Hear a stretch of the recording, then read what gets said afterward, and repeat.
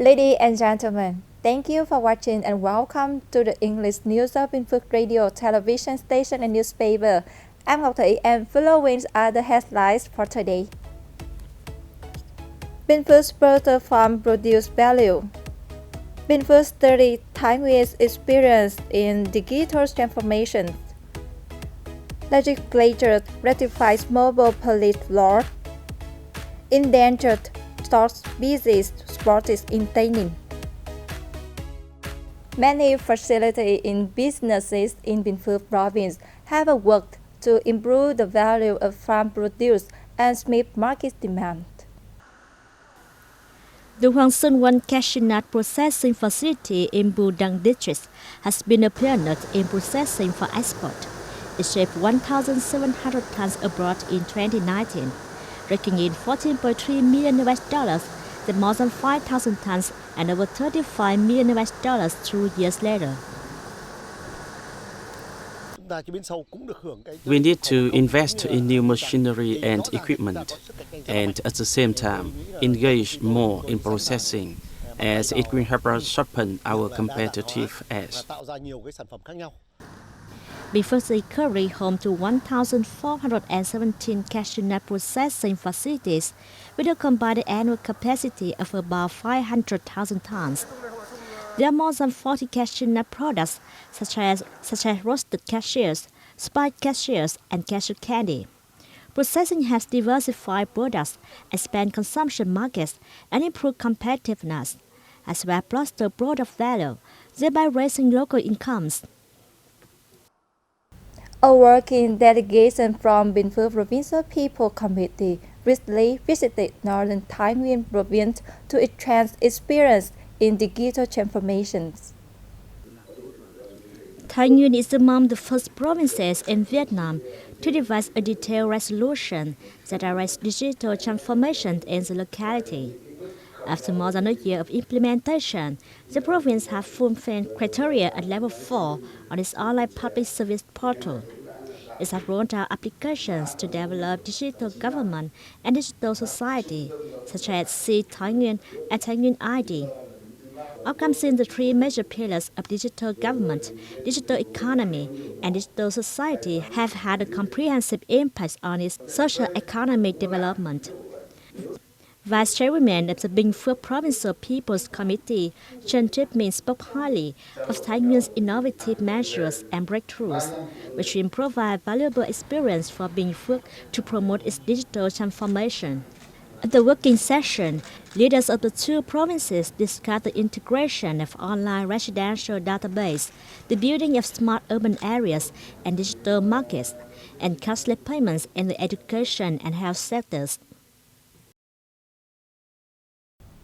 Bình Long Town in Binh Phuoc Province held a ceremony recently to honor the blood donation drive in 2021 and prepare for a similar campaign slated for this summer.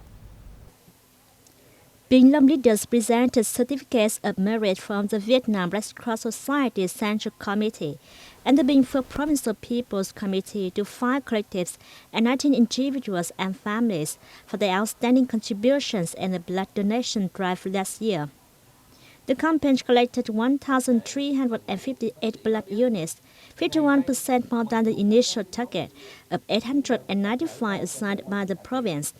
This summer's blood donation campaign launched during the ceremony, where 357 units of 350 milliliter each were collected.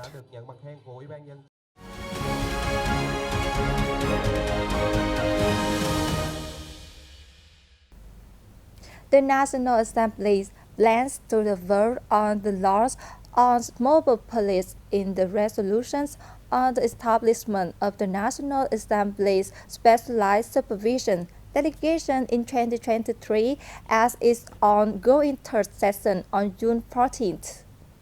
454 out of 474 National Assembly deputies, or 91.16%, voted for the law on mobile police, which consists of 5 chapters and 33 articles.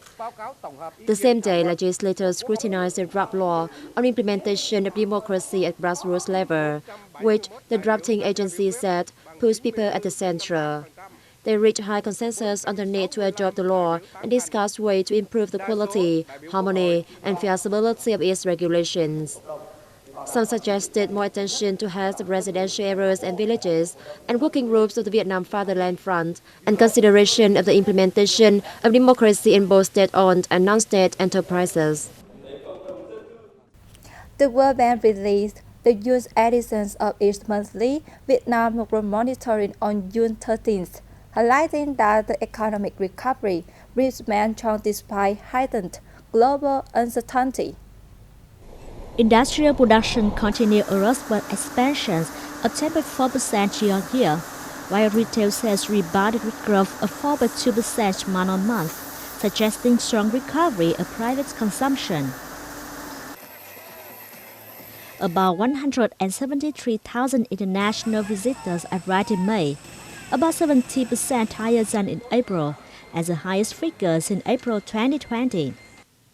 Amid heightened global uncertainties, export growth slowed and import growth plateaued.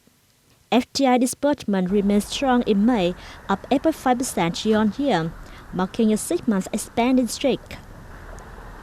The World Bank recommended that Vietnamese authorities should be vigilant about inflation risks associated with continuing rise in prices of fuels and imports, which may dampen the ongoing recovery of domestic demand. The U.S. Department of Treasury has recently issued a report on macroeconomic and foreign exchange policies of major U.S. trading partners, with reviews based on 3 scenarios, including bilateral trade surplus, current account surplus, and persistent one-sided foreign exchange market intervention. According to the report, in the period from January 1st to December 2021, Vietnam met the criteria set forth by the U.S. Department of Treasury with a trade surplus in goods and services with U.S. of $90 billion. The department continues to acknowledge Vietnam's progress in this regard.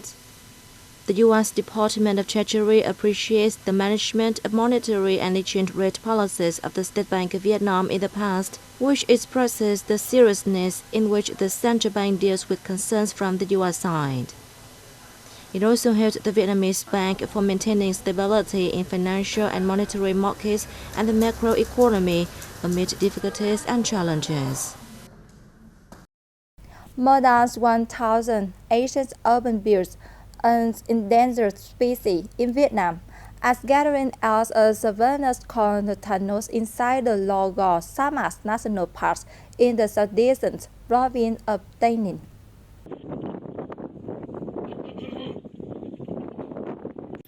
Asia openbill, scientifically known as Anatomous occitans, is listed in Vietnam's Red Data Book as an endangered species facing high threat of extinction. The national park has requested its forest protection team to increase surveillance and do all possible to keep the birds safe. For tourists who want to see the stars with their own eyes, the team will guide them to park from afar, move in small groups, and do not make noise. This is the first time in many years that the stocks have returned to the national park, which is an encouraging sign showing that savannas, wetlands, and faunas in the park have been well preserved to offer food and shelters for migrating birds. The Asian openbills have been spotted in Lo Go Samat since around the end of May, and they normally remain here for no more than a month. The species inhabits in South and Southeast Asian countries. In Vietnam, they're known as co nhạn, swallow, or co ốc, snail stalks, since they mainly eat snails. They're mostly seen in the country's southwestern region. That's all for today on Binh Phuoc Radio, television station, and newspaper news. Once again, thanks for watching and goodbye for now.